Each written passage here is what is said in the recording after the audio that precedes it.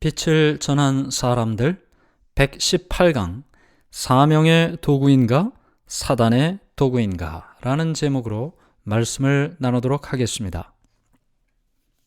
삼손은 자기가 살고 있는 곳에서 멀지 않은 소렉 골짜기에 한 여인을 사랑하게 되었습니다.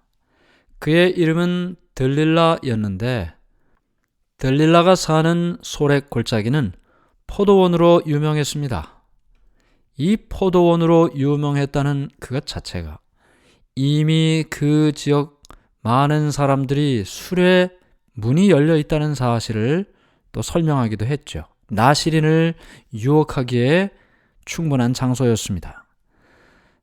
그래서 삼손은 자신의 순결을 파괴하고 또 하나님의 연결된 그 줄을 끊어버리고 말았습니다. 온 블레셋 사람들이 그들의 원수인 삼손의 행동을 항상 지켜보고 있었습니다. 그가 이 새로운 여인 들릴라와 사랑에 빠졌을 때 블레셋 사람들은 들릴라를 통해서 삼손을 어떻게 해서든지 무너뜨리려고 계획을 세웠습니다. 블레셋 사람들이 살고 있는 각 지방의 지도자 한 사람씩을 대표단으로 보내서 소렉 골짜기에 모여들었습니다. 삼손이 큰 힘을 가지고 있었기 때문에 감히 누구도 그를 묶고 체포할 수가 없었습니다. 그래서 그들이 모인 목적은 어떻게 해서든지 삼손이 지금 가지고 있는 그 힘의 근원이 어디인가, 그 힘의 비결을 알아내는 것이 그들의 목적이었습니다. 그래서 삼손 가까이에 있던 블레셋 여인 들릴라를 매수하게 됐던 것입니다. 배반자인 이 들릴라가 계속해서 삼손에게 질문을 합니다. 도대체 당신은 왜 이렇게 힘이 강합니까? 그 힘이 강한 이유가 뭡니까? 어떻게 그렇게 힘이 강하게 됐습니까? 여러 차례 질문을 했습니다. 삼손은 이렇게 저렇게 그 대답을 피하면서 들릴라에게 그 답을 주질 않게 되죠. 들릴라는 처음에 삼손이 이야기한 대로 삼손의 힘의 근원이 무엇인지를 생각하고 삼손의 힘이 그렇게 해서 약해지는지 그렇지 않은지를 확인했습니다. 그때마다 삼손이 한 말이 사실이 아니라는 사실을 알게 됐습니다. 그래서 들릴라는 삼손에게 이야기하죠. 당신은 나를 사랑한다고 하면서 어떻게 나를 이렇게 놀리느냐고. 왜 나한테 진실을 이야기하지 않느냐고. 당신의 큰 힘이 도대체 어디로부터 오는지 나한테 왜 얘기를 하지 않냐고. 그래서 삼손은 이런 들릴라의 요청에 어쩔 수 없이 그가 가지고 있던 그 힘의 근원이 어디로부터 왔는지를 이야기를 하게 됩니다.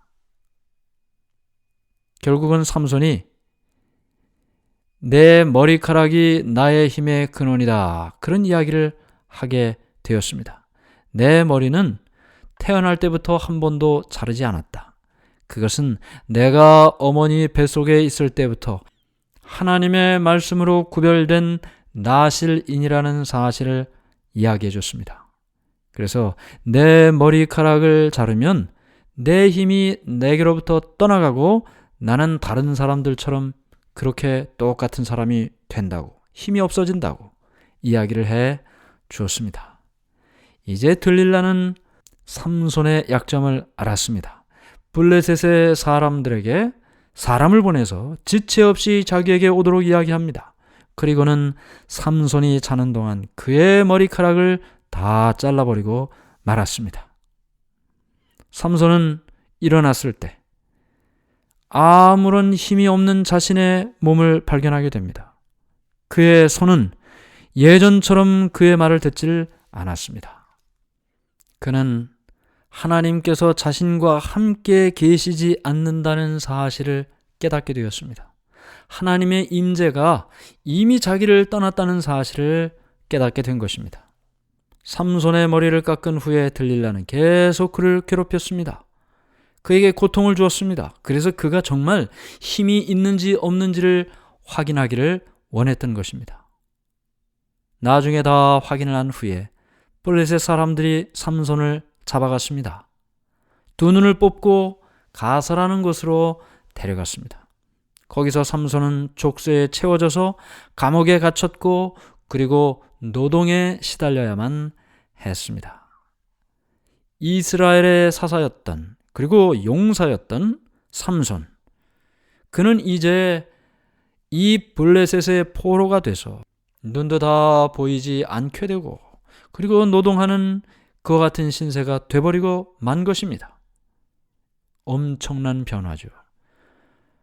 왜 이처럼 약해지고 눈이 보이지 않고 감옥에 갇혀서 이런 일을 하는 신세가 되었습니까?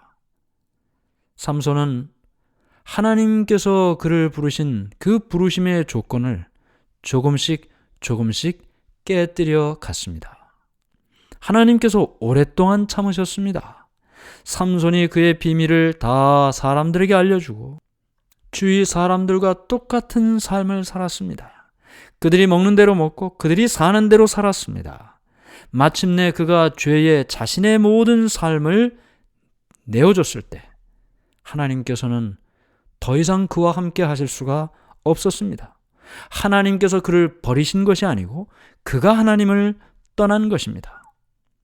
우리는 흔히 그의 긴 머리에 그의 힘의 근원이 있었다고 생각합니다. 그러나 그 머리카락 때문에 그의 힘이 있었고 머리카락 때문에 그의 힘이 없어진 것이 아닙니다.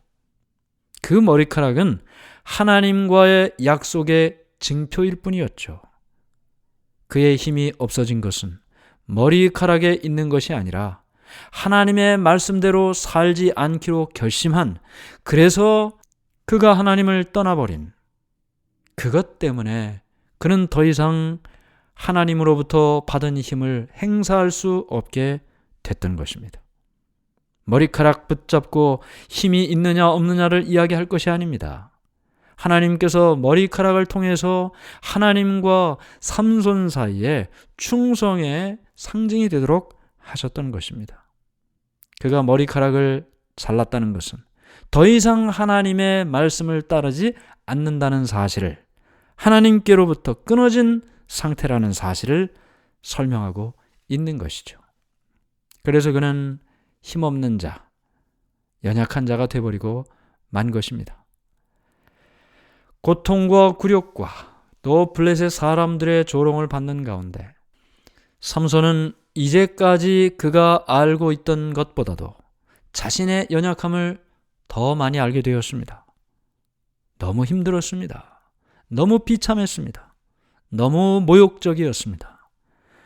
그의 고통은 그를 회개의 길로 인도했습니다.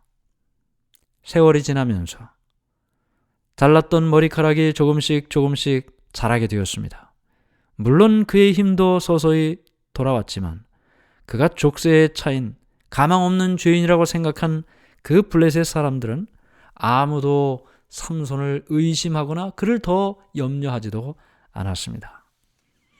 블레셋 사람들은 삼손을 굴복시킨 것, 자신들이 승리했다는 사실에 늘 기뻐하고 이스라엘의 하나님께 도전했습니다. 그들은 다곤이라는 신을 섬겼습니다. 바다의 보호자라는 뜻의 어신이었습니다. 물고기의 신. 이 다곤 신을 위한 큰 잔치를 베푸는 날이 있었는데요.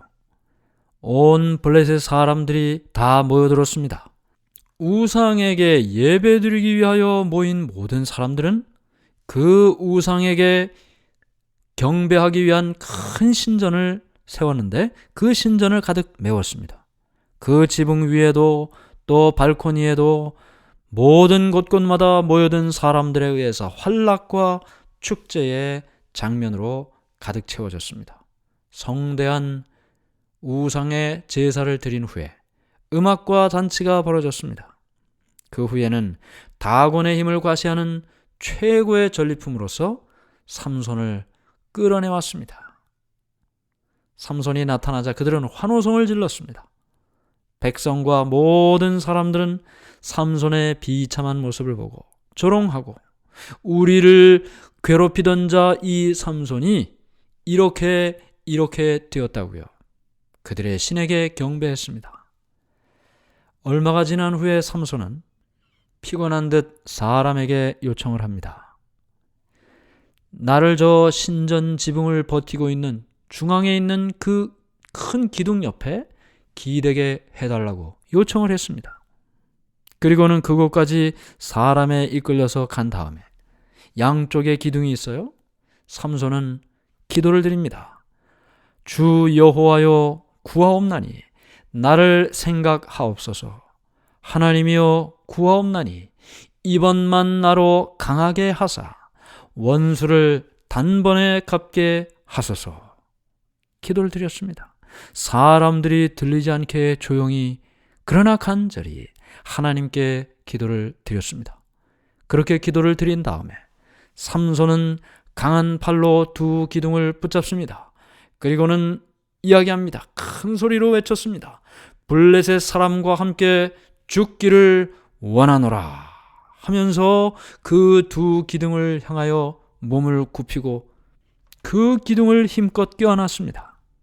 그랬더니 지붕이 무너지기 시작했습니다.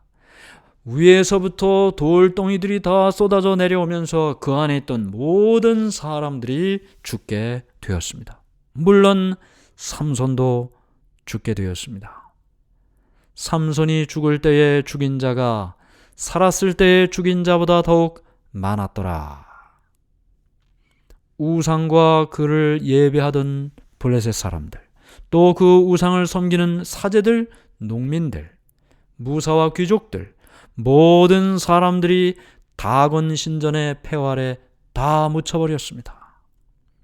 그 중에는 하나님께서 당신의 백성들을 구원하기 위하여 택하신 자, 그 삼손의 시신도 그 안에 있었습니다. 신전이 이렇게 무너져 내렸다는 소식이 이스라엘 사람들에게도 전달되었습니다. 삼손의 친족들이 그곳에서부터 내려와서 아무런 저항도 받지 않고 죽은 영웅의 시신, 삼손의 시신을 가지고 갔습니다. 그리고는 그들은 그 시체를 취하여 가지고 올라와서 소라와 에스다올 사이 그 아비 마노아의 장지에 장사하니라. 그렇게 삼손은 마지막을 고했습니다. 삼손을 통하여 하나님께서는 블레셋 사람의 손에서 이스라엘을 구원하실 계획을 가졌습니다. 그 계획이 이루어졌습니다. 블레셋 사람으로부터 이스라엘은 해방을 받게 되었습니다. 하나님께 찬양이 되고 민족의 영광이 되었을 삼손.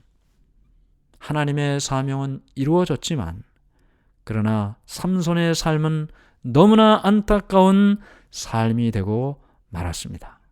만일 삼손이 하나님께서 그를 처음부터 부르신 것처럼 나실인으로 그 부모에게 하나님의 택하심을 보여주고 어렸을 때부터 그렇게 가르치라고 말씀해 주신 것처럼 그가 그렇게 잘 자라나 하나님의 사명을 이루는 자가 되었다면 얼마나 좋았겠습니까? 사명도 이루고 그도 역시 하나님께 인정받는 자가 되었을 것입니다. 그런데 사명은 이루어졌어요. 하나님께서 블레셋으로부터 이스라엘을 구원해 내셨으니까요. 그러나 삼손은 사단의 도구로서 이 땅의 가장 낮은 곳까지 떨어지고 너무나 안타까운 삶을 살다 마지막을 한 것을 우리는 보게 되는 것입니다. 유혹에 굴복하지 않고 사명에 충실했다면 그의 사명은 패배 없이 죽음 없이 성취될 수 있었을 것입니다. 삼손은 육체적으로는 이 세상에서 가장 강한 사람이었습니다. 그러나 자제와 성실과 그리고 하나님 앞에서 믿음의 확고부동함에 있어서는 가장 약한 자 중에 한 사람이었습니다. 강한 정욕의 소유자를 강한 인물로 오해하는 사람이 많습니다. 그런데 사실 정욕의 지배를 받는 자는 가장 약한 자이죠. 인간의 위대함이 어디에 있습니까? 그의 감정에 휘둘리지 않고 자신의 감정을 절제하고 지배할 수 있는 힘이 있느냐 없느냐, 그를 지배하는 감정의 힘이 크냐 적냐, 그것으로 결정되는 것입니다. 하나님의 섭리의 보호가 삼손에게 임하여 그로 하여금 맡겨진 사업을 성취할 준비를 할 수 있도록 했었습니다. 처음에는 체력과 지력, 도덕적 순결, 모든 것이 좋은 조건에 있었습니다. 그러나 그는 좋지 않은 친구들을 사귀었습니다. 주위의 나쁜 친구들의 영향력은 삼손을 하나님을 의지하는 일이 아닌 악으로 한 걸음 한 걸음, 죄로 한 걸음 한 걸음 나가게 했던 것입니다. 우리가 하나님께서 함께 하시는 일에서 출발을 해도 그 길이 계속 유지되지 않으면 결국 죄로 한 걸음 나가게 되고 사명을 이루지 못하고 쓰러질 수밖에 없다는 것입니다. 하나님께서 특별한 사명을 위해 당신의 도구로 사용하려는 그 사람, 중요한 사람이죠. 그런데 하나님께서 중요하게 생각하는 그 사람, 사단도 그렇게 생각한다는 것입니다. 사단도 전력을 다하여 그를 타락시키려고 하는 것입니다.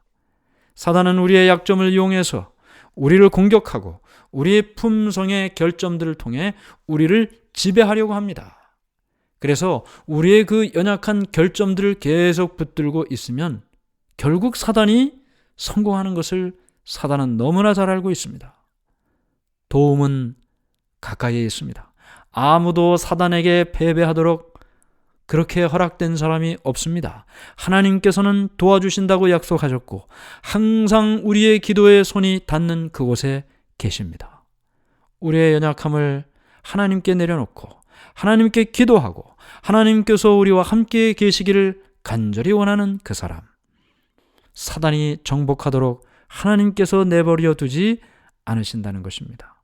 야곱이 그 밤에 계시 가운데 본 것처럼 하늘까지 연결된 그 사다리에 천사들이 오르락내리락 하면서 하나님의 사람을 지키시고 돌보신다는 사실을 기억하게 되기를 간절히 바랍니다.